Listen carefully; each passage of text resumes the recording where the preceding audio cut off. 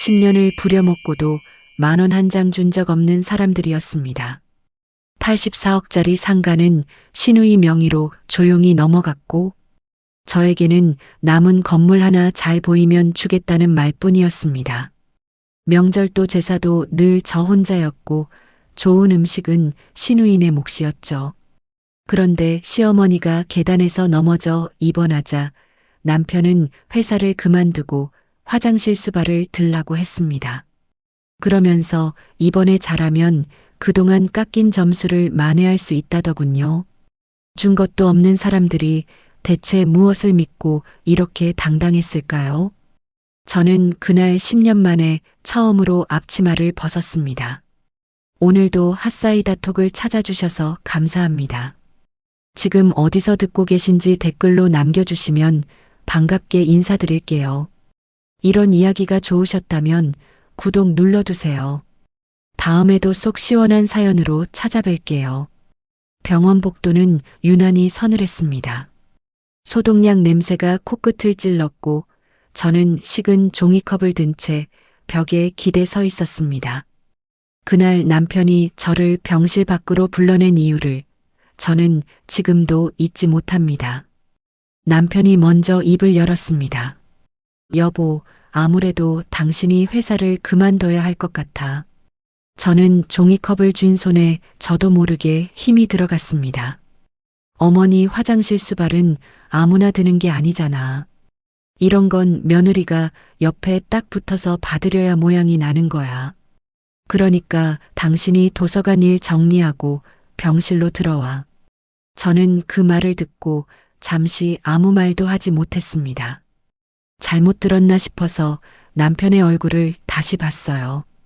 그런데 남편은 정말 아무렇지도 않은 얼굴이었습니다. 마치 오늘 저녁 반찬을 뭘로 할지 묻는 사람처럼요. 저는 조용히 물었습니다. 여보, 지금 저더러 회사를 그만두고 어머님 대소변을 받으라는 거예요. 남편은 고개를 끄덕였습니다. 당연한 걸 왜 되묻냐는 표정으로요. 그때 제 안에서 뭔가가 툭 하고 끊어지는 소리가 들렸습니다. 저는 종이컵을 옆 의자에 내려놓고 남편을 똑바로 바라봤습니다. 여보, 제가 그 병수발을 어머님께 맡겨놨습니까? 남편의 눈이 커졌습니다. 그게 무슨 소리야? 저는 천천히 또박또박 다시 말했습니다. 제가 어머님한테 10년을 맡겨두거나 빌려드린 게 있어야 이제 와서 받으러 오지요.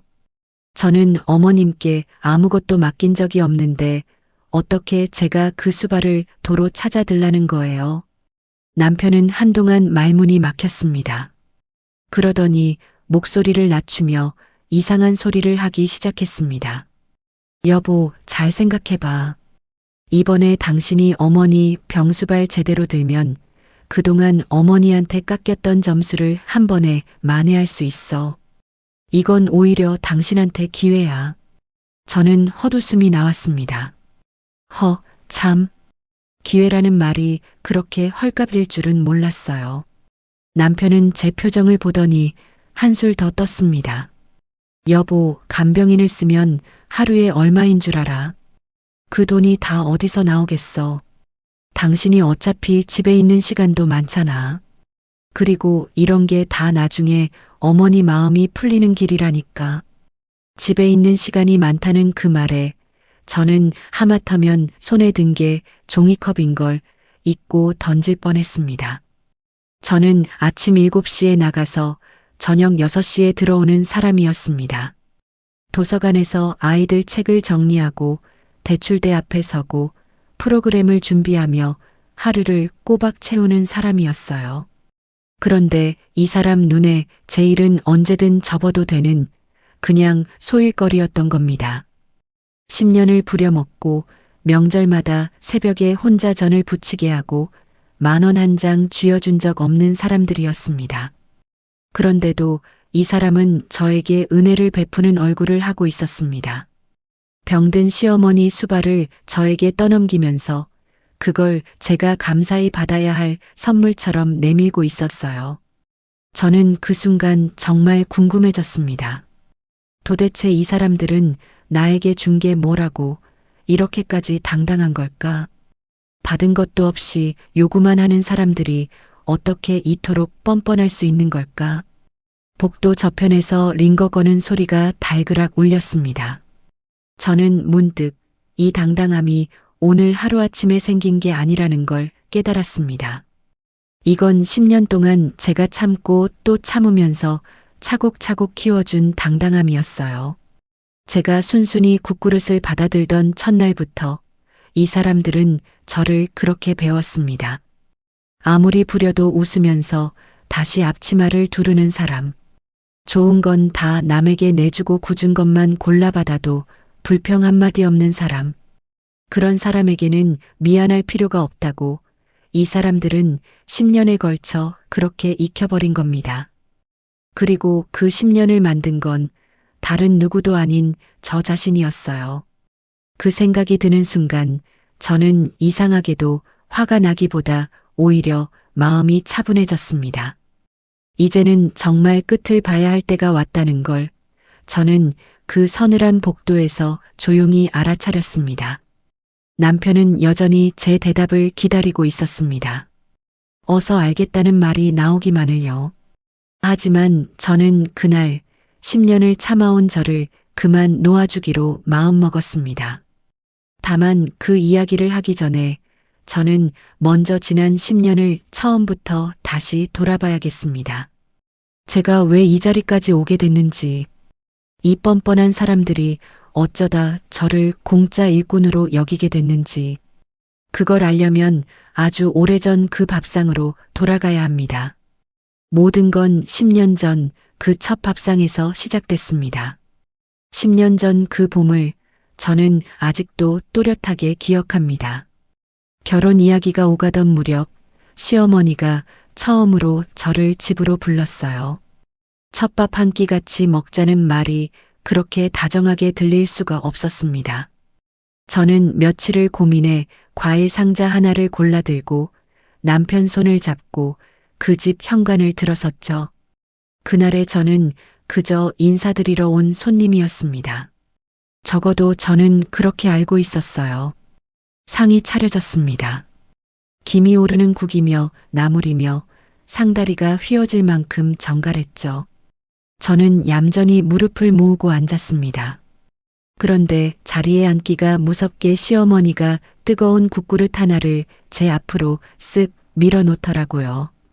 그러고는 저를 빤히 보며 말했습니다. 예, 국은 내가 좀 나르지 그러니. 상이 이렇게 허전한데 앉아만 있으면 어떡하니. 저는 순간 그게 무슨 뜻인지 몰라 눈만 깜빡였습니다. 시어머니는 부엌 쪽으로 턱짓을 하며 말을 이었어요. 부엌에 반찬이 더 있으니 알아서 꺼내놓고 밥도 내가 좀 푸렴. 며느리 될 사람이 손님처럼 앉아있으면 되겠니? 저는 그때 처음 이 집에 발을 들인 사람이었습니다. 어느 서랍에 무엇이 있는지, 밥주걱이 어디 걸려 있는지도 모르는 사람이었어요. 그래도 저는 눈치껏 일어나 반찬 몇 가지를 꺼내왔습니다. 그런데 접시 놓는 위치가 마음에 안 드셨는지 시어머니 표정이 서서히 굳어가더라고요. 젓가락은 왜 저쪽에 놨니? 어른 자리부터 챙겨야지. 배운 게 없구나 소리가 목구멍까지 올라온 얼굴이었습니다. 처음 온 집 부엌에서 제가 완벽하게 상을 볼 수 있을 리가 없잖아요. 그런데도 미운 털은 그렇게 첫날부터 박히기 시작했습니다. 저는 조심스럽게 한마디를 보탰어요. 어머님, 부부라는 게 서로 반씩 기대어 사는 동격 아닐까요? 제가 서툴러도 차차 배우면 되지 않을까요? 정말이지 대드는 말이 아니라 잘해보고 싶어서 꺼낸 말이었습니다. 그런데 시어머니 눈매가 싸늘하게 올라가더군요. 동격이라니. 요즘 애들은 어쩜 이렇게 당돌하니. 시집도 오기 전에 벌써 목소리부터 큰 거 보게. 가슴이 철렁 내려앉았습니다. 그때 제 편이 되어줘야 할 사람은 옆에 앉은 남편 한 사람뿐이었어요. 저는 도와달라는 마음으로 남편을 바라봤습니다. 그런데 남편은 어머니 눈치를 슬쩍 보더니 저에게 낮게 말하더라고요. 여보, 어머니 말씀이 맞아. 여기선 여기 방식이 있는 거야. 손님이라고 뻣뻣하게 있으면 못 써. 어머니 말을 그대로 옮겨 저를 나무라는 그 목소리가 이상하게 아직도 귀에 남아 있습니다. 저는 마지막으로 용기를 냈어요. 어머님, 제가 이 집이 처음이라 어디에 뭐가 있는지를 몰라서요. 알려주시면 다음부터 얼마든지 챙기겠습니다. 그건 항변이라기보다 부탁에 가까웠습니다. 그런데 돌아온 대답은 딱 한마디였어요. 이게 우리 집 가풍이다. 며느리 되려면 가풍부터 익혀야지. 가풍? 그 두 글자 앞에서는 어떤 말도 더 붙일 수가 없더라고요. 옳고 그름을 따지는 자리가 아니라 그냥 여기서는 이렇게 살아야 한다는 통보였으니까요. 그날 저는 그 집을 나오며 남편에게 아무 말도 하지 않았습니다. 마음 한구석이 서늘하게 식어가는데도 저는 자꾸 다른 쪽으로 저를 다독였어요. 그때 제 뱃속에는 이미 이 사람과의 아이가 자라고 있었거든요. 아이에게 아빠가 있어야 하지 않을까? 남편은 그래도 순한 사람이니 결혼하면 달라지지 않을까? 시어머니도 며느리가 들어와 정을 붙이면 마음이 풀리지 않을까? 저는 그렇게 좋은 게 좋은 거라는 말로 저 자신을 설득했습니다. 그래서 저는 결혼을 결심했어요. 그 첫 밥상의 서늘함을 애써 못 본 척하고 이 사람들과 한 식구가 되기로 마음을 먹은 겁니다. 그때는 정말 그게 사랑이고 배려인 줄로만 알았습니다. 그 결심이 10년짜리 노동계약서였다는 걸 그때의 저는 꿈에도 몰랐습니다. 결혼을 하고 나서야 저는 그 첫 밥상이 예고편에 불과했다는 걸 알았습니다. 10년이었어요. 그 긴 세월 동안 명절과 제사는 통째로 저 한 사람의 몫이었습니다. 설이면 저 혼자 새벽 5시에 일어나 시댁 부엌불을 켰고 추석이면 전날 밤부터 앞치마를 풀지 못했습니다.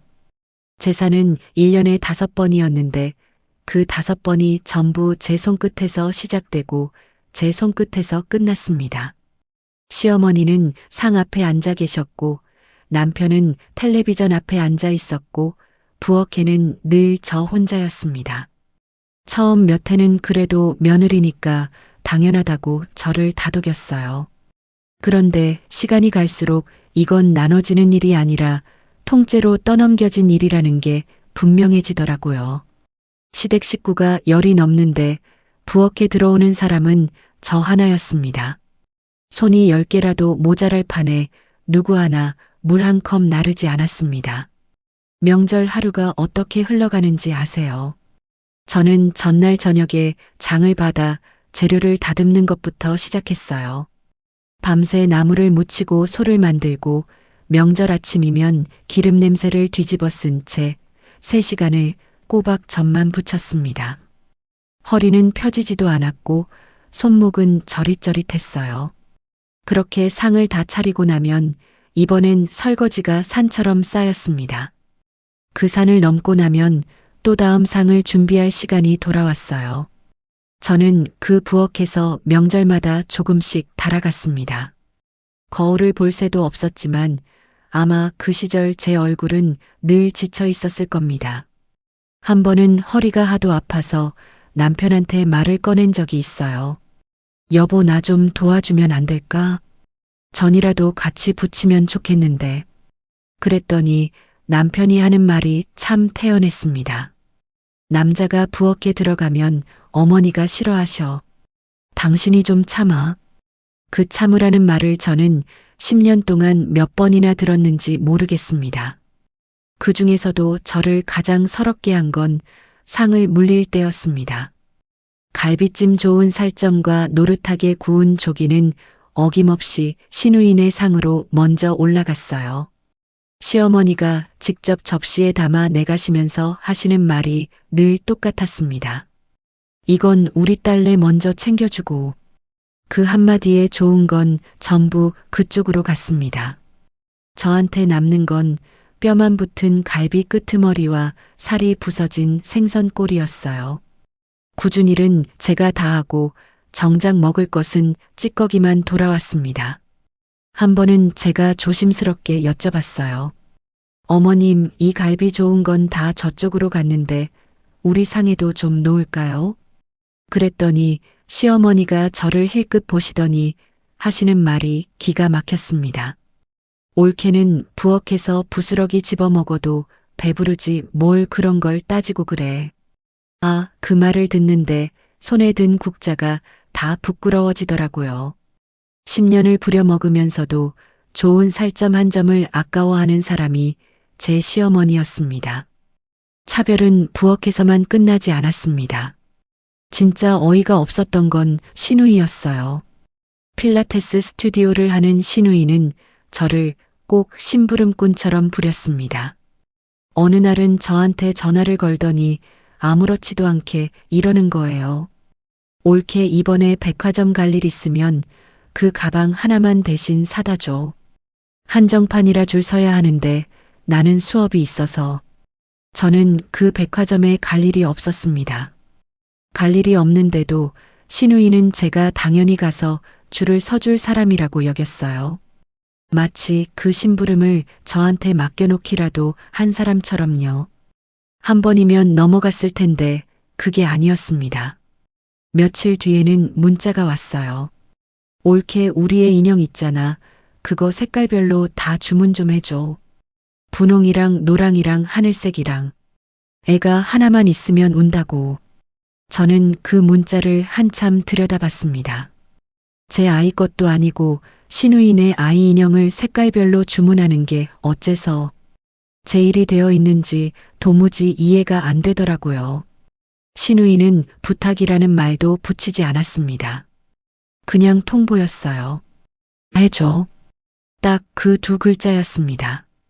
제가 답장이 조금 늦으면 곧바로 또 문자가 왔어요. 올케 봤어.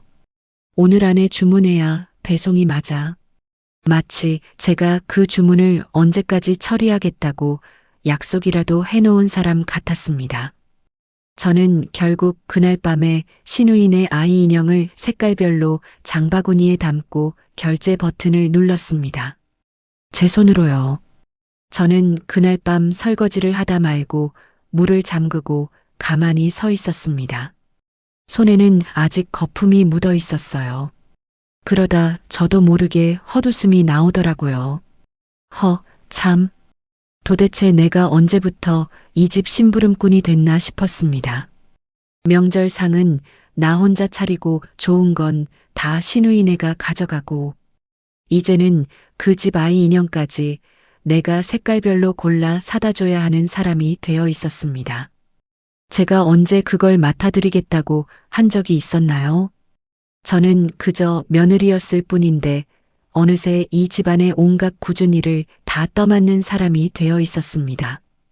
그런데 저는 그때까지도 이상하게 생각만 했지 왜 이렇게까지 당연하게 부려지는지 그 이유는 몰랐습니다.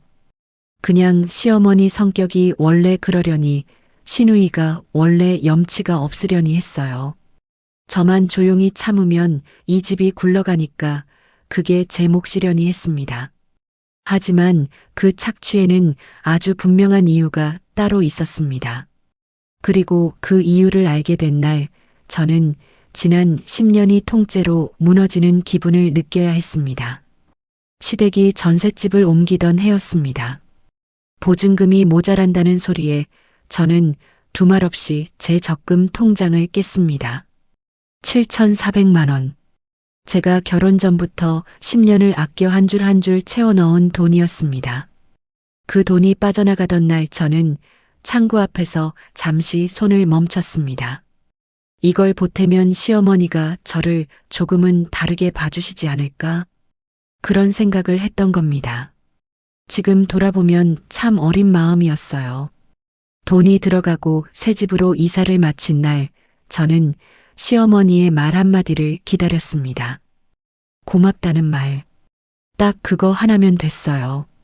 그런데 시어머니는 이삿짐 사이를 둘러보시더니 저를 향해 이렇게 말씀하셨습니다. 여기 걸레바지 먼지 많다. 걸레 좀 빨아와라. 저는 젖은 손으로 벽 아래를 닦으면서 속으로 몇 번이나 되뇌었습니다. 저 돈이 어디서 나온 건지 정말 모르시는 걸까? 아니면 알면서도 모른 척 하시는 걸까? 그날 밤 남편에게 어렵게 이야기를 꺼냈습니다. 여보, 어머님이 그 돈 얘기는 한마디도 없으시네. 남편은 이불을 끌어당기며 심드렁하게 답했습니다. 원래 그런 거 일일이 말로 안 하시는 분이야. 저는 더 말을 잇지 못했습니다. 그 무렵부터 시어머니는 저에게 당신만의 셈법을 가르치기 시작하셨습니다. 어느 날 부엌에서 나무를 묻히는데 시어머니가 제 등 뒤에서 조용히 말씀하시더라고요. 얘야, 딸은 핏줄이라 그냥 예쁜 거고 너는 남의 집에서 온 사람이잖니. 남의 집 사람은 몸으로 값을 치러야 이 집 사람이 되는 거다. 저는 나물 묻히던 손을 멈췄습니다. 값을 치른다는 말. 저는 이 집에 시집을 온 거지 빚을 지러 온 게 아니었는데. 그런데 그 말이 어찌나 태어나던지 제가 오히려 이상한 사람이 된 것 같았어요. 저는 그날 저녁 내내 그 말을 곱씹었습니다. 값을 치른다니. 그럼 제가 지금까지 이 집에 쏟은 10년은 무엇이고 통장에서 빠져나간 그 돈은 또 무엇이었을까요? 아무리 헤아려 봐도 셈이 맞지 않았습니다. 그런데도 시어머니의 얼굴에는 미안함이라고는 손톱만큼도 없었어요. 오히려 당신은 대단한 이치를 가르쳐준 사람처럼 흡족한 표정이셨습니다. 그날 이후로 저는 알았습니다. 이 집에서 제 자리는 며느리가 아니라 삭없이 부리는 일손이라는 거리요. 그렇게 맞은 첫 번째 명절이었습니다. 새벽 5시, 온 집안이 아직 잠들어 있는 캄캄한 시간에 저 혼자 부엌불을 켰습니다.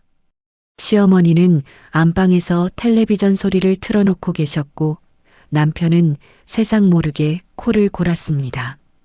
저는 밀가루를 풀고 기름을 붓고 전을 부치기 시작했습니다. 프라이팬에서 기름이 튀는 소리, 창밖으로 아무도 지나지 않는 새벽의 정적, 그리고 제 숨소리뿐이었습니다. 손목이 저릿하게 아파오는데도 저는 부침개를 뒤집고 또 뒤집었어요. 그러다 기름이 한번 크게 튀었습니다. 뜨거운 기름 방울이 제 손등에 정확히 내려앉았습니다. 순간 살이 타는 소리가 났고 저는 그 손을 움켜쥔 채 싱크대로 달려가 찬물을 틀었습니다. 손등이 벌겋게 부풀어 오르는데 눈물이 핑 돌더라고요. 아파서가 아니었습니다. 이 새벽에 나 혼자 이러고 있다는 게 그게 서러워서였습니다. 찬물 아래 손을 대고 있으니 지난 명절들이 한꺼번에 밀려왔습니다. 작년에도 재작년에도 저는 이 자리에 이렇게 혼자 서 있었어요. 그동안 아무도 저에게 힘들지 않냐고 묻지 않았습니다. 물집이 잡힌 손등을 바라보는데 문득 그런 생각이 들었습니다. 이 집에서 나를 걱정해주는 사람이 한 명이라도 있었던가. 대답이 떠오르지 않아서 저는 수도꼭지를 더 세게 틀었습니다. 그때 현관에서 벨이 울렸습니다. 시누이네가 도착한 겁니다. 아직 물기가 뚝뚝 떨어지는 손을 대충 행주에 감은 채 저는 반사적으로 찬장문을 열었습니다. 그리고 제가 무엇을 하고 있는지 깨달았을 때 저는 잠시 그 자리에 얼어붙었습니다. 화상을 입은 손으로 저는 이 집에서 제일 좋은 접시부터 꺼내고 있었어요. 시누이 아이 앞에 놓을 접시. 제 손등이 아니라 그 접시부터 챙기고 있는 저 자신을요. 10년이 이렇게 사람을 길들이는구나. 저는 그 좋은 접시에 갓 부친 전을 담아 상 위로 날랐습니다. 아무도 제 손을 보지 않았습니다. 상이 차려지고 시누이가 커피잔을 들며 저를 불렀습니다. 올케, 다음 달에 우리의 돌잔치 있는 거 알지? 돌반지는 순금으로 좋은 거 하나 해놓고 식당도 올케가 알아서 예약해둬. 나는 바빠서 못 챙겨. 저는 행주에 감긴 손을 슬며시 등 뒤로 감췄습니다. 형님, 그건 형님 아이 잔치인데요. 그렇게 말하고 싶었지만 입 밖으로는 나오지 않았어요. 신우이는 제 대답도 듣지 않고 이미 아이 손을 잡고 거실로 나가버렸습니다. 마치 저에게 무언가를 맡겨둔 사람처럼 아주 당연하게요. 저는 부풀어 오른 손등을 내려다보며 생각했습니다. 이 집 사람들은 어쩌면 나에게 이렇게 받아갈 게 많은 걸까? 그런데도 저는 그 밤을 견뎠습니다. 무슨 힘으로 견뎠느냐고요? 언젠가는이라는 말 한마디 때문이었어요. 어머님도 사람이시니 이만큼 부렸으면 남은 재산 나눌 때는 저도 한 못 챙겨주시겠지. 남은 건물 하나는 그래도 공평하게 나눠주시겠지. 저는 그 신락 같은 믿음을 손등의 물집처럼 조심스레 품고 있었습니다. 그 믿음이 얼마나 우스운 것이었는지 저는 아직 모르고 있었습니다. 그날은 아무 일도 없는 평범한 저녁이었습니다. 저는 부엌에서 설거지를 하고 있었고 거실에서는 신우이가 시어머니와 목소리를 낮춰 뭔가를 이야기하고 있었어요. 물소리 사이로 두 사람의 말이 툭툭 끊겨 들어왔습니다. 처음엔 흘려들었습니다. 그런데 설이라는 말과 명이라는 말이 귀에 걸리더라고요. 저는 수도를 잠갔습니다. 그러자 거실의 말소리가 선명해졌어요. 신우이가 웃으면서 이렇게 말하고 있었습니다. 엄마, 그 사거리 건물 이제 완전히 내 앞으로 넘어온 거 맞지? 등기까지 다 끝난 거지. 시어머니가 대수롭지 않게 대답했어요. 그럼 지난달에 다 정리했다. 도장 찍은 지가 언젠데. 사거리 건물. 저는 그 건물을 압니다. 시가로만 84억이 넘는다고 명절마다 시아버지 제사상 앞에서 자랑처럼 오르내리던 그 상가였어요. 1층에 은행이 들어와 있고 위로는 통째로 학원가가 새든 시댁에서 제일 갓나가는 재산이었습니다. 그게 신우이 이름으로 넘어갔다는 겁니다. 지난달에요. 저는 그동안 아무것도 몰랐습니다. 저는 물이 뚝뚝 떨어지는 손을 앞치마에 닦으며 잠깐 그대로 서 있었어요. 이상하게 다리에 힘이 풀리더라고요. 신우이가 계속 말하는 소리가 들렸습니다. 엄마 진짜 잘 결정한 거야. 그거 나중에 세오르면 100억도 넘어. 시어머니가 흐뭇하게 받았어요. 그러니까 내가 살아있을 때 딸년 앞으로 딱 해놓는 게 맞다니까. 두 사람은 마치 저녁 반찬 이야기를 하듯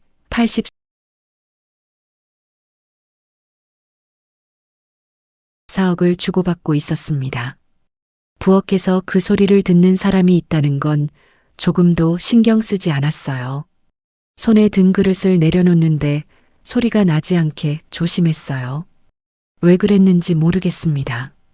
그냥 그 순간 제가 그 자리에 없는 사람처럼 느껴졌거든요. 저는 아무렇지 않은 척 거실로 나갔습니다. 그리고 물었어요. 어머님, 사거리 상가를 형님한테 주셨어요. 시어머니가 저를 힐끗 보더니 별걸 다 묻는다는 얼굴로 말했습니다. 그래, 딸년 앞으로 해놨다. 그게 뭐? 저는 다시 물었어요. 그럼 저희는요? 저희 몫은요? 그때 시어머니가 지은 표정을 저는 평생 잊지 못할 겁니다. 어이없다는 듯 짧게 웃더니 이렇게 말했어요. 너희 몫이 왜 있냐? 저는 순간 무슨 말인지 이해가 안 갔습니다. 10년입니다. 제가 이 집 명절을 10년을 지냈어요. 명절이며 제사를 10년 동안 50번 가까이 혼자 차렸고 김장을 담갔고 전세 보증금에 7,400만 원을 보탰습니다. 그런데 몫이 왜 있냐니요? 저는 목소리가 떨리는 걸 눌러 참으며 말했습니다. 어머님, 제가 이 집에 들어와서 10년을 일했습니다. 시어머니가 제 말을 끊었어요. 일한 건 며느리 돌이지 그게 무슨 재산 받을 일이냐? 너는 남의 집에서 온 사람이야. 시집온 며느리한테 뭐하러 재산을 주냐? 딸려는 내 핏줄이지만 너는 결국 남이잖니. 남이라는 그 말. 저는 10년을 이 집 사람으로 살았는데 10년 만에 처음으로 저는 남이 됐습니다. 아니, 처음부터 남이었던 거예요. 저만 몰랐던 겁니다. 더 기가 막힌 건 그 다음이었어요. 저는 곁에 서 있던 남편을 봤습니다. 이 사람은 뭐라도 한마디 하겠지. 10년을 같이 산 아내가 이렇게 남 취급을 받는데 설마 가만히 있겠어요. 그런데 남편은 저를 달래듯 이렇게 말하는 겁니다. 여보, 어머니 말씀이 틀린 게 없잖아. 상가는 원래 우리 집 재산이고 누나가 핏줄인데 핏줄한테 주는 게 당연하지. 당신이 왜 서운해해? 당연하다. 그 말이 제 가슴에 콱 박혔습니다. 10년을 같이 산 남편 입에서 나온 말이 당연하다였어요. 저는 남편에게 물었어요. 그럼 나는 이 집에서 뭐야? 남편은 잠깐 말이 막히더니 이렇게 대답했습니다. 당신은 내 아내지. 우리의 엄마고. 그거면 됐잖아. 재산은 재산이고 그건 그거지. 저는 다시 물었습니다. 그 재산 불리는데 내 10년은 안 들어갔어. 남편은 눈을 피하며 낮게 말했어요. 그건 어머니가 알아서 하실 일이지 우리가 이래라 저래라 할 게 아니야. 시어머니는 그 옆에서 팔짱을 낀 채 고개만 끄덕이고 있었습니다. 마치 잘 가르친 아들이 대신 말해준다는 듯한 얼굴로요. 그거면 됐다니요. 저는 웃음이 나왔습니다. 정말 어이가 없으면 웃음이 나온다는 걸 그날 알았어요. 10년 동안 저는 이 집의 손이었고 발이었습니다. 새벽에 전을 부친 것도 저였고 제사상을 20번 차린 것도 저였고 시누이 명품 가방을 대신 사다 나른 것도 저였어요. 그런데 84억은 딸 것이고 저에게는 10년을 부리고도 10,000원 한 장이 없었습니다. 10,000원 한 장이요. 명절에 수고했다고 손에 쥐어준 돈 단 한 번도 없었습니다. 저는 그 자리에 가만히 서서 제 손을 내려다봤어요. 손이 떨리고 있었습니다. 화가 나서가 아니었어요. 무서워서였습니다. 지난 10년이 통째로 아무것도 아니었다는 게 제가 그렇게 산 세월이 이 사람들에게는 처음부터 값도 없는 남의 노동이었다는 게 그게 너무 무서웠어요. 그날 밤 저는 부엌에 혼자 앉아 있었습니다. 불도 켜지 않고요. 10년을 되짚어 보는데 이상하게 눈물은 안 났어요. 대신 머릿속이 아주 차갑게 정리되더라고요. 아, 이 사람들은 나한테 준 게 하나도 없구나. 앞으로도 줄 생각이 없구나. 나는 그냥 10년째 공짜로 부려지고 있었구나. 이때까지만 해도 제가 이 모든 걸 이렇게 끝내게 될 줄은 몰랐습니다. 저는 그저 10년이 부정당한 그 밤을 견디고 있었을 뿐이에요. 그런데 시어머니에게는 아직 쓰지 않은 미끼가 하나 남아 있었습니다. 84억이 시누이 이름으로 넘어간 걸 알고도 저는 마지막까지 한 가닥 기대를 붙들고 있었습니다. 상가가 두 채였으니까요. 하나는 이미 갔어도 남은 하나는 언젠가 공평하게 나눠질 거라고요. 그 신락 같은 기대가 저를 10년 동안 그 부엌에 묶어둔 밧줄이었습니다. 그날도 저는 제사상을 물리고 설거지를 하고 있었습니다. 시어머니가 부엌 문턱에 서서 저를 한참 보시더니 국물 묻은 손을 앞치마에 닦는 저를 향해 이렇게 말씀하셨어요. 얘야, 남은 상가 하나는 아직 임자가 없다. 시어머니는 그 말을 아주 천천히 사탕을 손에 쥐었다 폈다 하듯이 하셨습니다. 저는 물을 잠갔습니다. 시어머니가 말을 이었어요. 앞으로 제사도 내가 다 지내고 이 어미 늙어 몸져 누우면 병수발도 내가 들어라. 그렇게 끝까지 잘 보이면 그거 하나쯤은 너한테 떼어줄 수도 있지. 저는 그 순간 알았습니다. 이건 약속이 아니라 미끼구나. 낚싯바늘에 걸어둔 지렁이 한 마리구나. 기가 막힌 건 그 미끼가 그날 처음 나온 게 아니라는 겁니다. 10년이었어요. 결혼하고 얼마 안 됐을 때부터 시어머니는 힘든 일을 시킬 때마다 그 건물 이야기를 슬쩍 흘리셨습니다. 김치를 100포기 담글 때도, 명절에 저 혼자 전을 산더미로 부칠 때도, 시아버지 제사를 3번, 4번 몰아지낼 때도요. 잘하면 다 내 거다. 그 한마디면 저는 손목이 시큰거려도 웃어야 했습니다. 10년을 그렇게 당근 하나로 부린 겁니다. 정작 그 당근은 한 번도 제 손에 쥐어진 적이 없는데요. 생각해보면 그 미끼는 참 영리한 물건이었습니다. 손에 쥐어주는 게 아니라 눈앞에 매달아두기만 하면 되니까요. 제가 지치면 조금 흔들어 보이고, 제가 대들려 하면 슬쩍 감췄다가 다시 힘쓸 일이 생기면 꺼내 흔드는 겁니다. 저는 그 앞에서 10년째 아빠를 구르는 당나귀였습니다. 딸에게 84억을 통째로 넘긴 손으로 저한테는 아직 임자 없는 상가 하나를 미끼로 흔들며 이번 생 남은 제사와 저 세상 가시는 날까지의 병수발을 한꺼번에 사려 하신 거예요. 값은 치를 생각도 없이요. 저는 그날 처음으로 물러서지 않았습니다. 어머님 하고 저는 앞치마 끈을 풀지도 않은 채 조용히 말을 꺼냈어요. 제가 이 집에 들어온 지 10년입니다. 전세 보증금 모자란다고 하실 때 제가 7,400만 원을 보탰습니다. 명절 20번, 제사 30몇 번을 제 손으로 다 치렀습니다.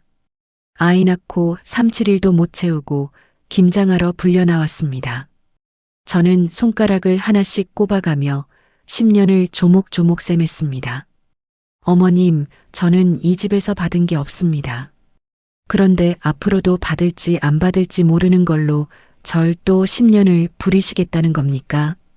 말을 하면서 제 목소리가 떨렸습니다. 서러워서가 아니라 이 당연한 말을 10년 만에야 겨우 꺼내는 제가 한심해서요.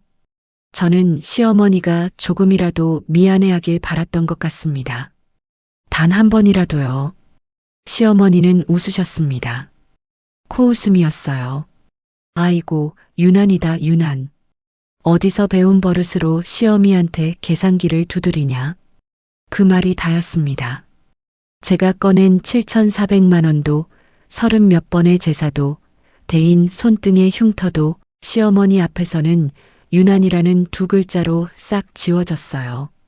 옆에 있던 남편은 눈을 내리깔고 저를 말렸어요. 여보, 어머니한테 왜 그래? 좋게 좋게 넘어가면 될걸. 10년째 저 사람이 아는 해결책은 그것 하나였습니다.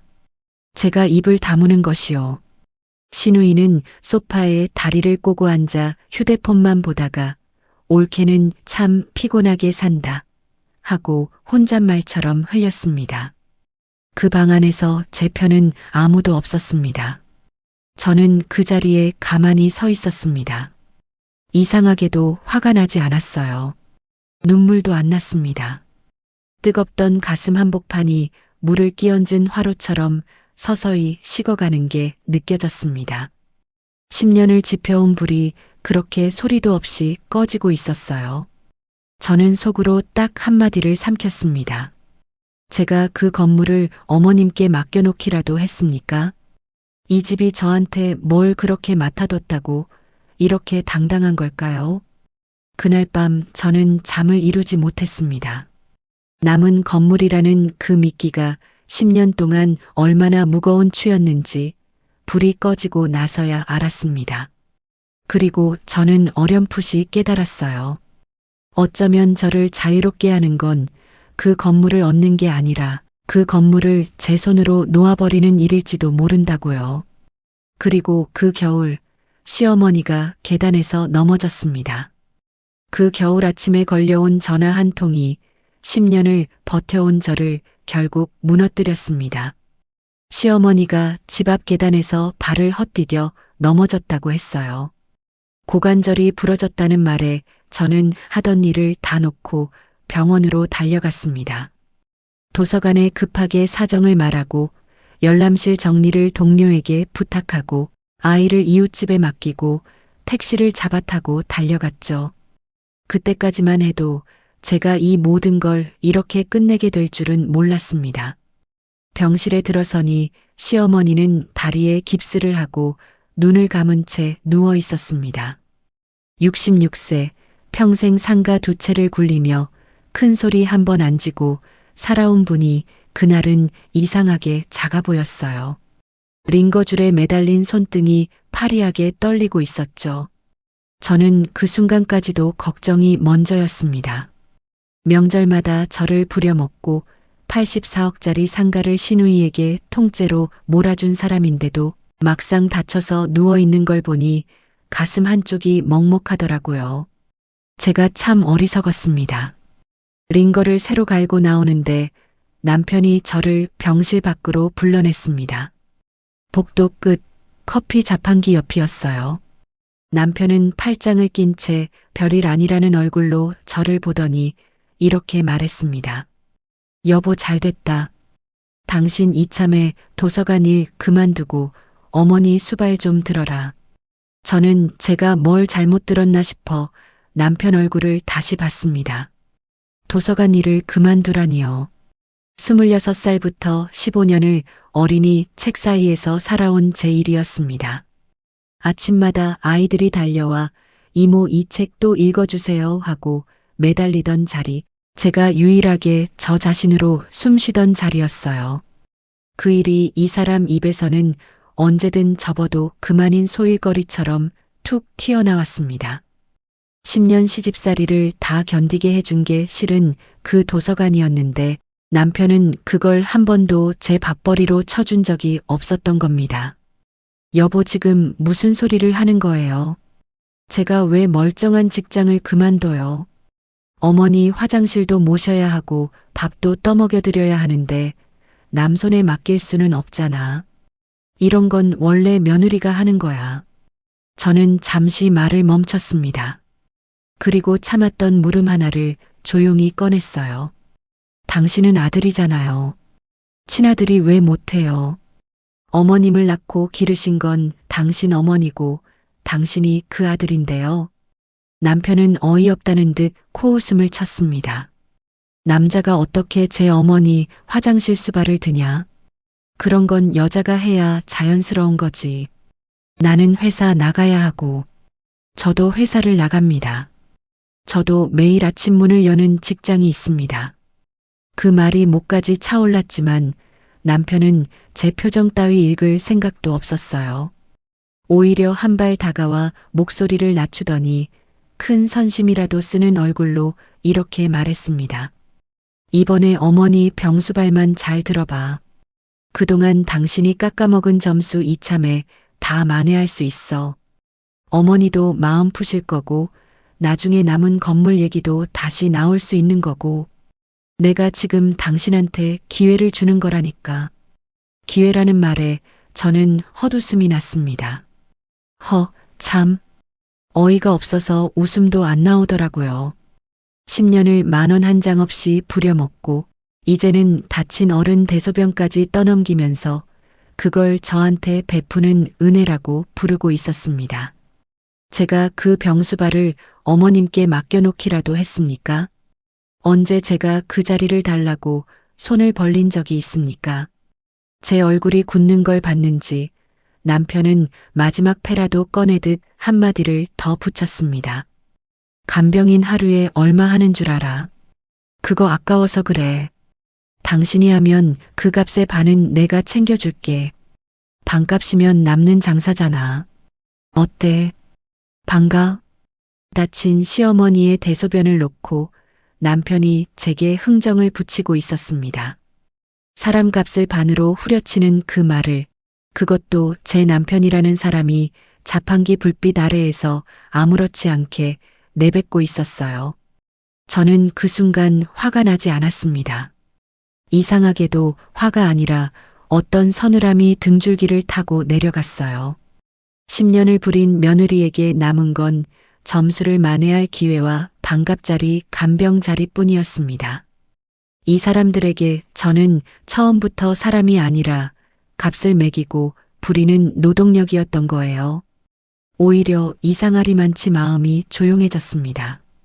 10년 동안 제 안에서 무언가를 악착같이 붙잡고 버티던 손이 스르르 힘을 놓는 게 느껴졌어요.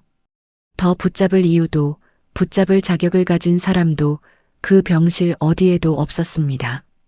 저는 그날 10년을 참아온 저를 그만 놓아주기로 했습니다. 남편의 말이 병실 복도에 툭 떨어졌습니다. 회사를 그만두고 어머니 화장실 수발을 들라는 그 말이 저는 10년을 참아온 저를 그날 놓아주기로 했다고 앞에서 말씀드렸죠. 그 결심이 제 입 밖으로 나온 게 바로 그 순간이었습니다.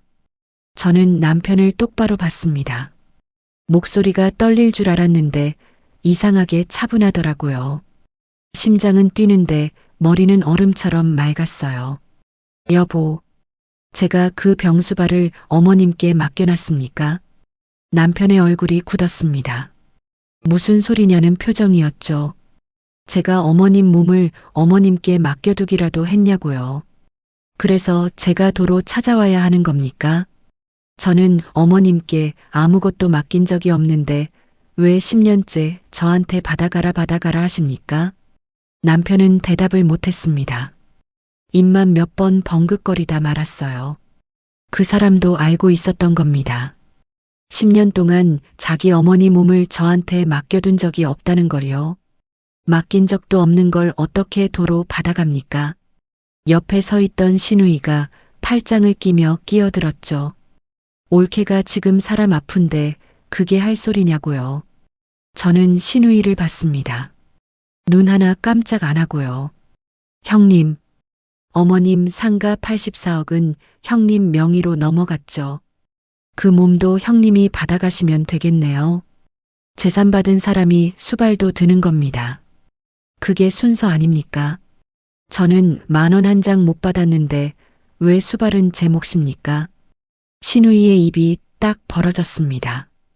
끼었던 팔짱이 스르르 풀리더라고요. 순간 복도가 조용해졌습니다. 링거 떨어지는 소리만 똑똑 들렸어요. 참. 저는 웃었습니다. 10년 만에 처음으로 이 사람들 앞에서 소리내서 웃었어요. 어이가 없어서 나오는 웃음이 아니라 이제야 알 걸 알았다는 웃음이었습니다. 그리고 저는 진짜 하고 싶었던 말을 꺼냈습니다. 어머님, 남은 건물이요. 그거 저 안 받습니다. 오늘부로 포기하겠습니다. 재산이든 상가든 잘 보이면 준다던 그 미끼요. 저 이제 필요 없어요. 아버님 제사도 저 안 지냅니다. 명절전도 안 붙입니다. 병수발도 없습니다. 전부 다 내려놓겠습니다. 시어머니가 침대에서 몸을 일으키려다 멈췄습니다. 눈이 흔들리더라고요. 그동안 저를 붙잡아둔 끈이 딱 하나였거든요. 잘 보이면 남은 건물이라도 준다는 그 말 한마디. 10년 동안 그 한마디가 제 발목에 묶인 쇠사슬이었습니다. 제가 그 끈을 제 손으로 끊어버리니까 이 사람들은 저를 협박할 무기가 없어진 겁니다. 너 지금 재산을 걷어차겠다는 거냐? 시어머니가 겨우 입을 열었습니다. 목소리가 갈라졌어요. 네, 어머님. 걷어찹니다. 10년 동안 그거 하나 바라보고 살았는데요. 걷어차고 나니까 이렇게 시원한 걸 왜 여태 몰랐을까요? 준 것도 없으면서 요구만 하던 사람들이었습니다. 저를 움직이게 한 건 언제나 그 남은 건물 하나였어요. 잘하면 준다. 미우면 안 준다. 그 저울 위에 저를 10년을 올려놓고 흔든 겁니다. 그런데 제가 먼저 그 저울에서 내려와 버리니까 이 사람들은 저한테 시킬 명분이 통째로 사라진 거예요. 협박이라는 게 원래 그렇더라고요. 뺏길까봐 무서운 사람한테만 통하는 겁니다. 아무것도 안 바라는 사람한테는 그냥 헛말이 돼요. 손에 쥔 게 없는 사람은 빼앗길 것도 없으니까요. 이상한 일이었습니다. 재산을 포기한다고 말하는데 손해보는 기분이 하나도 안 들었어요. 오히려 어깨가 가벼워지더라고요. 10년을 짊어지고 다니던 무거운 짐 하나를 병실 바닥에 툭 내려놓은 기분이었습니다. 숨이 그렇게 크게 쉬어질 수가 없었어요. 마치 오래 참았던 숨을 그제야 몰아쉬는 것처럼요. 그동안은요. 시어머니가 뒤에서 제 험담을 하고 다녀도 저는 꾹 참았습니다. 잘못 보이면 남은 건물이 날아갈까 봐요. 동네 사람들한테 저를 게으른 며느리라고 흉을 봐도 저는 고개를 숙였습니다. 시누이가 저를 옳게 부리듯 부려도 웃으며 넘겼어요. 그 집 눈밖에 나면 안 되니까요. 그 저울에서 미운 쪽으로 기울면 안 되니까요. 그런데 이제는 아니었습니다. 바랄 게 없어지니까 무서울 것도 없어지더라고요. 어머님이 어디 가서 저를 흉보고 다니신다고요. 예전 같으면 밤새 이불을 뒤척이며 속을 끓였겠죠. 이제는 아닙니다. 이제는 제가 쫓아갑니다. 쫓아가서 10배로 되받아칠 수 있어요. 10년 참은 게 있는데 10배가 아니라 100배도 하겠더라고요. 어머님 눈치 보느라 삼켰던 말이 10년치가 쌓여 있거든요. 그 말들을 이제 마음껏 뱉을 수 있다고 생각하니 웃음이 다 나오더라고요. 잃을 게 없는 사람이 세상에서 제일 강하다는 걸 저는 그 병실 복도에서 배웠습니다. 속이 뻥 뚫렸습니다. 10년 묵은 체증이 그 한마디로 쑥 내려가더라고요. 온몸에 힘이 도는 게 느껴졌습니다. 그동안 저는 이 집이 무서워서 참은 줄 알았어요. 아니었습니다. 남은 건물 하나가 아까워서 참은 거였어요. 그걸 제 손으로 놓아버리고 나니까 무서울 것도 아까울 것도 하나 없더라고요. 사람이 이렇게 가벼워질 수가 있구나 싶었습니다. 저는 남편과 시누이를 한 번씩 훑어봤습니다. 여전히 무슨 말을 해야 할지 몰라 서 있는 세 사람을요. 준 것도 없이 10년을 받아가기만 하던 사람들이 정작 제가 손을 펴보이니까 가져갈 게 아무것도 없어서 멍하니 서 있는 겁니다. 그리고 저는 조용히 앞치마 끈을 풀었습니다. 명절이면 새벽부터 두르고 10년을 부엌에 서 있게 만든 그 앞치마를요. 기름이 튀고 김치 국물이 밴 제 10년이 그대로 물든 그 앞치마를요. 저는 앞치마를 벗어 곱게 개켰습니다.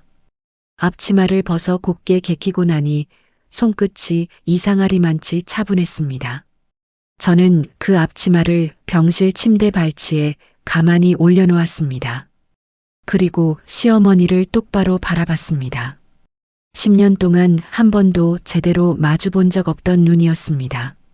어머님, 저는 오늘부터 지난 10년간 배운 그대로 똑같이 돌려드리기로 했습니다. 시어머니가 링거줄이 꽂힌 손을 들어 올리며 저를 흘겨봤습니다. 그게 무슨 소리냐고, 며느리가 어디서 말버릇이냐고 목소리를 높이려 했습니다. 저는 천천히 손가락을 하나씩 접었습니다.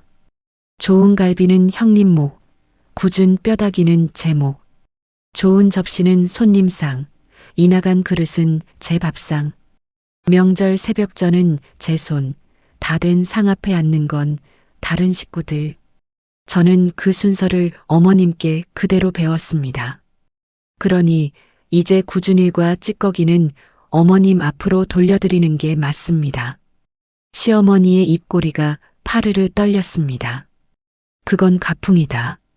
우리 집은 원래 그렇게 내려온 집이야.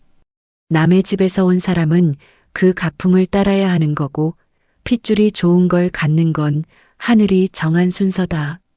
10년 전이었다면 저는 그 가풍이라는 말 한마디에 또 고개를 숙였을 겁니다. 그런데 이제는 아니었습니다. 어머님, 그 가풍이라는 게 참 신기합니다. 좋은 건 핏줄이 같고 힘든 건 남이 하는 게 가풍이면 그 가풍은 어머님, 화장실 수발도 핏줄인 형님이 드는 게 맞지 않습니까? 시어머니가 입을 열었다가 그대로 다물었습니다. 반박할 말을 찾느라 눈동자가 흔들렸지만 자기 논리가 그대로 자기 목을 조르고 있으니 나올 말이 없었습니다. 10년을 휘두르던 가풍이라는 칼이 처음으로 주인을 향해 돌아선 순간이었습니다. 그래도 시어머니는 물러서지 않았습니다. 너는 이 집 며느리다. 며느리가 아픈 시어미를 두고 어딜 가느냐. 세상이 다 손가락질할 거다. 저는 조용히 대답했습니다. 어머님, 세상이 손가락질할까봐 저는 10년을 참았습니다. 그런데 그 10년 동안 저를 손가락질에서 지켜준 사람은 이 집에 아무도 없었습니다. 이제는 제가 저를 지키려고 합니다. 시어머니의 얼굴에서 핏기가 가셨습니다.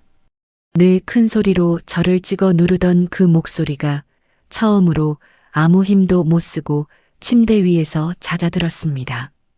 그때 병실복도 저편에서 익숙한 발소리가 들려왔습니다. 친정 엄마였습니다. 62살 30년을 학교 급식실에서 수천 명 밥을 지어온 억척스러운 손을 가진 분. 제가 손대인 흉터를 처음 보고 사흘을 우셨던 분. 그 엄마가 복도를 성큼성큼 걸어와 제 옆에 딱 섰습니다. 사돈. 우리 딸이 그동안 이 댁의 명절이며 제사며 얼마나 갖다 바쳤습니까? 전세 보증금에 7,400만 원을 보태고도 고맙다는 말 한마디 못 들었지요. 그런데 그게 다 어디로 갔습니까? 사돈이 우리 딸한테 그 10년을 맡겨놨습니까? 맡겨놨냐는 그 말. 10년간 이 집안이 저를 부릴 때마다 쓰던 바로 그 화법이었습니다. 친정 엄마는 그걸 한 글자도 안 틀리고 그대로 돌려주고 있었습니다. 때마침 시누이가 복도로 뛰어들어왔습니다. 엄마 편을 들려고 목소리부터 높였습니다. 올케가 어른한테 무슨 짓이냐고, 집안 망신이라고요. 친정 엄마가 시누이 쪽으로 고개를 천천히 돌렸습니다. 우리 딸한테 명품 가방 대리구매시키고 아이 인형 색깔별로 주문 넣던 거, 그거 값은 다 치렀습니까?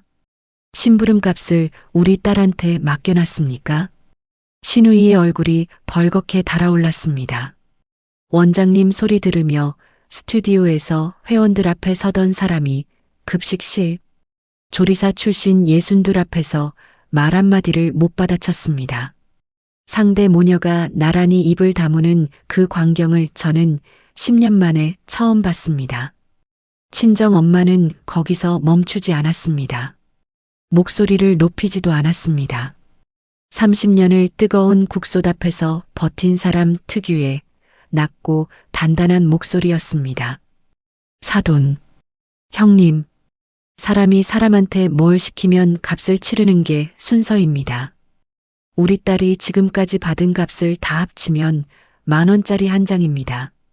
아니, 그 한 장도 없었지요. 그런데 이제 와서 반값이니 뭐니 흥정을 붙여요. 우리 딸은 흥정하는 물건이 아닙니다. 저는 그 말을 듣는 순간 10년 묵은 무언가가 목구멍에서 쑥 내려가는 걸 느꼈습니다. 누군가 제 편에 서서 저를 사람으로 불러준 게 얼마만인지 몰랐습니다. 그제야 남편이 병실 문 앞에서 쭈뼛거리며 다가왔습니다. 아까까지 회사를 그만두고 수발을 들라던 사람이 이제는 목소리가 젖어 있었습니다. 여보, 우리 다시 얘기해보자. 어머니가 편찮으셔서 잠깐 그러신 거야. 애도 있는데 이러는 거 아니잖아. 저는 가방에서 서류 한 장을 꺼냈습니다. 어젯밤 도서관 야간 근무를 마치고 앉아 미리 준비해둔 협의 이혼 의사 확인서였습니다. 당신이 나를 다시 붙잡을 자격은 어머님 재산에 있었지 나한테 있던 게 아니었습니다. 나는 그 재산을 어제 전부 포기했습니다. 그러니 이제 당신이 붙잡을 것도 남지 않았습니다. 남편의 손이 서류 위에서 떨렸습니다. 시누이가 그 틈을 비집고 들어왔습니다. 이 여자가 정말 눈치라는 게 없구나 싶었습니다. 올케, 그러지 말고 앞으로 대리구매랑 어머니 병수발 반값에 해주면 안 될까? 다른 사람 쓰면 돈이 2배로 드는데 올케가 손에 익었잖아. 반가? 10년을 공짜로 부려먹은 사람들이 이제 와서 제 노동의 반값이라는 값을 매기고 있었습니다. 참, 어이가 없어서 웃음도 안 나오더라고요. 저는 앞치마가 놓인 침대 발치를 한번 내려다보고 형님을 향해 짧게 말했습니다. 형님, 이 가게는 오늘부로 문 닫았습니다. 환불은 없습니다. 그리고 저는 돌아섰습니다. 등 뒤로 시어머니가 뭐라 소리를 질렀지만 단 한마디도 제 발걸음을 붙잡지 못했습니다. 10년 만에 처음으로 저는 그 집 복도를 뒤도 돌아보지 않고 걸어 나왔습니다. 그런데 이 이야기가 여기서 끝이었다면 저는 이렇게까지 속이 시원하지는 않았을 겁니다. 진짜 이야기는 그 뒤에 벌어졌습니다. 그런데 이야기가 여기서 끝이 아니었어요. 제가 그 집에서 발을 뺀 뒤로 어떤 일이 벌어졌는지 건너 소식이 들려올 때마다 저는 그만 피식 웃고 말았습니다. 첫 명절이 왔더랍니다. 10년을 저 혼자 새벽부터 전을 부치고 갈비를 재던 그 상이 올해는 어떻게 차려졌는지 아세요? 시누이가 필라테스 수업 사이에 짬을 내서 배달 앱으로 전이며 잡채며 산적을 시켰다더라고요. 그런데 명절이라고 다들 그걸 시키니 배달이 3시간씩 밀렸고 결국 다 식은 음식이 상 위에 널브러졌답니다. 제사상 앞에서 시어머니가 이게 무슨 꼴이냐 하니까 시누이가 그럼 엄마가 직접 부치든가 하더래요. 10년 동안 저한테는 며느리면 당연히 하는 거라던 그 말이 친딸 입에서는 왜 안 나왔을까요? 저는 그저 웃었습니다. 병실은 더했습니다. 간병인을 반값에 구했다고 그렇게 자랑하더니 그 간병인이 사흘 만에 짐을 싸서 나갔다더라고요. 밤새 잔소리를 견뎌줄 사람이 세상에 저 하나뿐이었던 거죠. 그때부터 아들과 시누이가 서로 병수발을 떠넘기기 시작했습니다. 남편은 남자라서 화장실 수발은 못한다 했고 시누이는 나는 딸이라도 시집간 몸이라 했답니다. 남의 집에서 온 사람이 노동으로 값을 치러야 한다던 그 논리를 이번엔 두 사람이 서로에게 던지며 내 탓이라 싸웠다는 겁니다. 자기들이 그렇게 휘두르던 칼이 고스란히 자기들한테 돌아간 거예요. 제일 웃긴 건 이겁니다. 그 84억짜리 상가를 통째로 물려받은 시누이가 정작 병실엔 코빼기도 안 비쳤다는 거죠. 받을 건 다 받고 갚을 차례가 되니 슬그머니 발을 뺀 겁니다. 시어머니가 그렇게 핏줄하며 아끼고 몰아준 그 핏줄이 말이에요. 명품 가방이며 아이 인형이며 저한테는 맡겨놨냐는 듯 시키던 그 손이 어머니 밥 한 술 뜨는 일에는 어찌 그리 무거운지 모르겠더라고요. 저는 그 대목에서 또 한 번 웃었습니다. 소식을 건너 전해 듣고 저는 딱 한마디만 했습니다. 어머님도 이제 배운 대로 돌려받는 중이시네요. 10년 동안 저한테 가르쳐 주신 그 셈법이 얼마나 정확한지 이제야 몸소 겪고 계신 거죠. 뿌린 씨앗이 알아서 자라고 있는데 제가 굳이 쫓아가 물을 줄 이유는 없더라고요. 저는 그저 제 아이 손을 잡고 오랜만에 아주 편한 밤을 보냈습니다. 앞치마를 벗어 곧게 개켜두고 나온 그날, 저는 오래 참아온 제가 조금 안쓰러웠습니다. 참으면 조용해진다는 말을 저는 10년이나 믿었어요. 그런데 참는 것과 나를 지키는 것은 처음부터 다른 일이었더라고요. 참는 건 상대를 위한 게 아니라 그저 제가 저를 놓는 일이었습니다. 이상하게도 재산을 다 포기한다고 말한 그 순간 마음이 제일 가벼웠어요. 붙잡고 있던 기대를 놓으니 그 사람들이 저를 흔들 손잡이가 사라지더라고요. 준 것 하나 없이 요구만 하는 사람에게는 선을 그어도 미안할 게 없습니다. 선을 긋는 건 모질어지는 게 아니라 나를 나로 돌려놓는 일이었어요. 우리도 살다 보면 나만 참으면 된다며 스스로를 설득하는 밤이 있습니다. 그런데 그렇게 삼킨 말들은 사라지지 않고 마음 어딘가에 그대로 쌓이더라고요. 오늘 이 이야기가 그 말들을 조금이라도 뚫어드렸다면 저는 그걸로 됐습니다. 참느라 애쓴 당신도 이제는 당신을 먼저 지켜주세요. 그거면 됩니다. 차트 속 시원한 해답을 원한다면 핫사이다 톡 핫사이다 톡 매일 매 시간